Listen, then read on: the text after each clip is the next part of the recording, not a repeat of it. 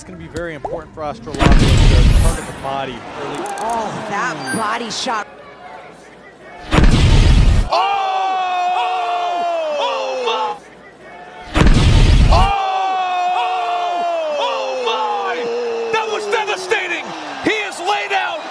Hello guys, welcome back to our channel Winsworld TV.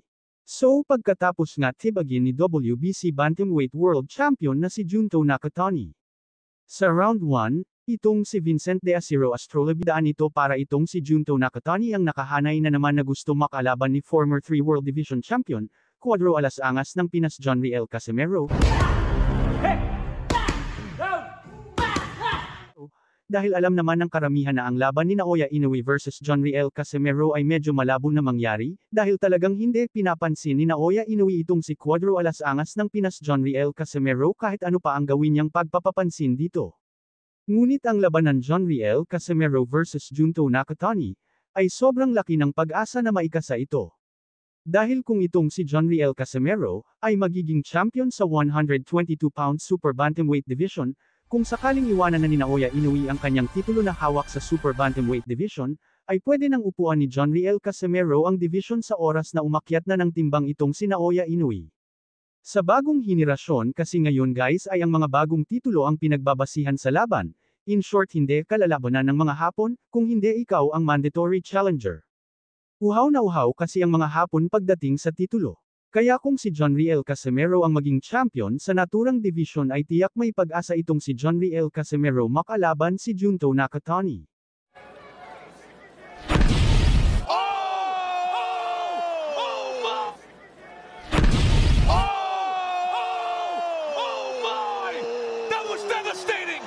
Kakayanin kaya ni former 3 World Division Champion Cuadro Alas Angas ng Pinas itong si Junto Nakatani? At panoorin natin sabay-sabay ang mga knockout highlights ni Junto Nakatani, kung gaano nga ba kalakas ito. Head right now. Doubles up the uppercut and then goes with a knockdown, scored with a right uppercut. Oh! A straight left hand.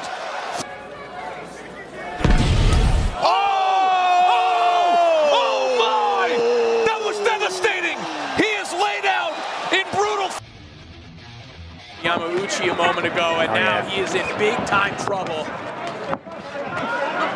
Nakatani pouring it on, and that is it. Yeah, good stoppage. Ooh, good bow. Oh, yeah, hurt. Nice shot. That one hurt. That delayed reaction. Drop. 우리 찬스 됐어요. 기다려 파! 가로나간다 비기다! 나가타니 지금 답대기마시다. 야! 도마레를 위리가 도매마시다. 나가타니 지금 세계 To see this fight start to unfold as the rounds progress. That's a big. Nakatani has his timing down already. Boom. Oh, there's a right hand that wobbles him. He landed it right on the temple. Nakatani digging to the body here, and this is a distance that really favors Acosta. Punch for punch. That's got to be worrisome. As he lands Acosta has to, he has to try to weather that storm. You don't know how bad that nose is. The blood that Acosta's swallowing here in the heat in Tucson, Arizona. That's worrisome. And the punches from. はい長打をやめない中谷左右まあここで手が止まる。レベリー止めたレベリー止めたここで激戦に終始につなげてきましたこのボレスです。この左のパンチ。いやーテレスさん思わずボレスが後ろにこう行ってしまうほどのパンチ力ですね。そうですね。左はね本当強いですよね。遠い距離からね本当打ってますよね。はい。フィリピン国内ランカーあっという間に中谷が倒しました。全く。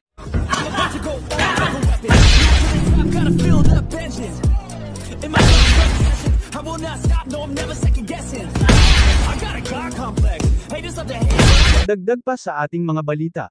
So Junto Nakatani malaki din ang tiwala niya sa kanyang lakas at diskarte sa pakikipaglaban, kaya ayon kay Junto Nakatani, kayang-kaya niya daw umano patumbahin ang magkapatid na Inoue.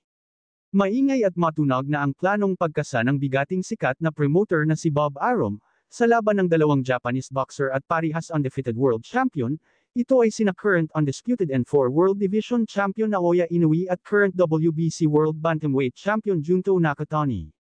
Ayon dito sa current WBC World Champion na si Junto Nakatani ay talagang nakahanay at nakaplano na talaga ang paglaban niya sa current undisputed N4 World Division Champion na si Naoya Inoue aka the Japanese Monster.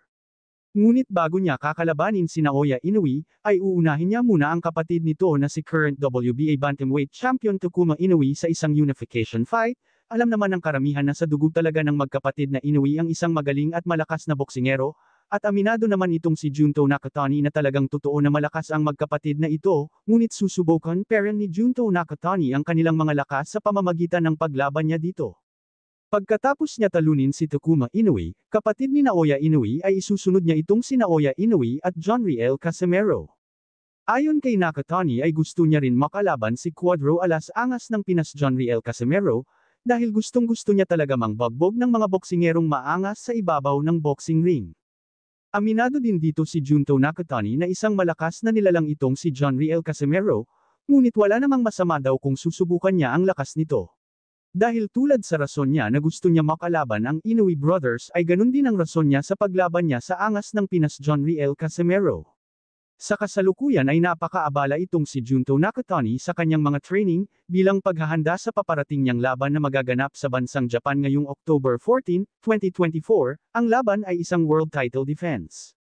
Dedepensahan ni Junto Nakatani ang kanyang hawak na titulo laban kay Tasana sa lapat ng bansang Thailand na may tala na 76 wins, 53 dito ay tinalo niya sa pamamagitan ng knockouts, at may isang talo. Marami din kasing naniniwala sa lakas nitong si Junto Nakatani at makakapagbigay ng unang pagkatalo dito sa tinaguriang The Japanese Monster Naoya Inoue.